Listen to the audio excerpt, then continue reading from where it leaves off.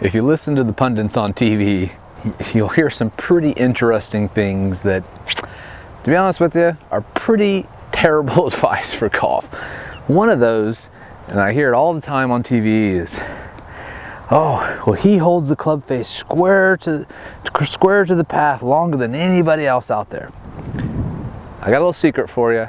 Nobody does that, unless they want to hit a big slice. The reality is the club face is always rotating throughout the entire golf swing.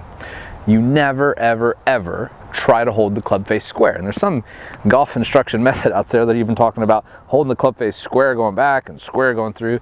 That's crazy, and it costs you a ton of speed. How much speed?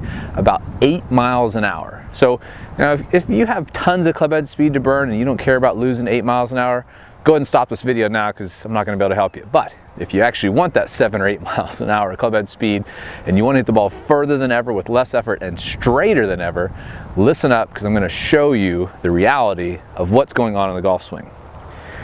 When you look at the way the golf club is designed, whoever came up with this, I guess it was the Scots back in whatever 1700s, over a bunch of scotch, I'm certain, they said, hey, somehow we figured out that we're going to put the shaft in the heel of the golf club instead of the center of the face or the toe.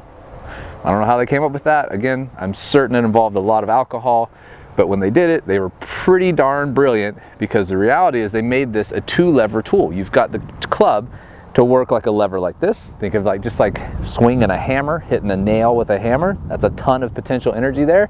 And then it's also this. We have 2 levers in the golf swing when it comes to the club. It was designed to do this. It's just like, think of it like a center shafted putter. The center shafted putter is designed to not rotate, going back and going through. However, the golf club, being swung on an inclined plane, needs to allow the toe to rotate around the heel. And they said, hey, let's put this shaft in the heel of the club. And now it's designed to rotate around the hosel. When you try and hold the club face square, all you're doing is taking out a lever out of your swing.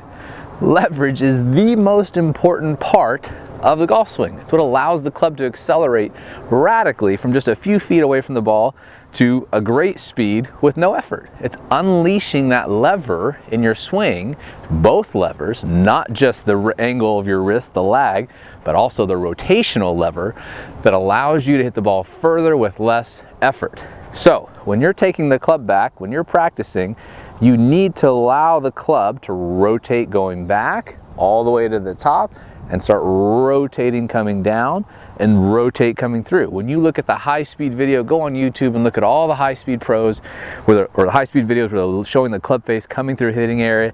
It's coming in open, open, open, square, close, close, close. It's never, ever staying open unless you whack it off the toe, which opens the face, or somebody's trying to hit a big cut and take off a ton of speed.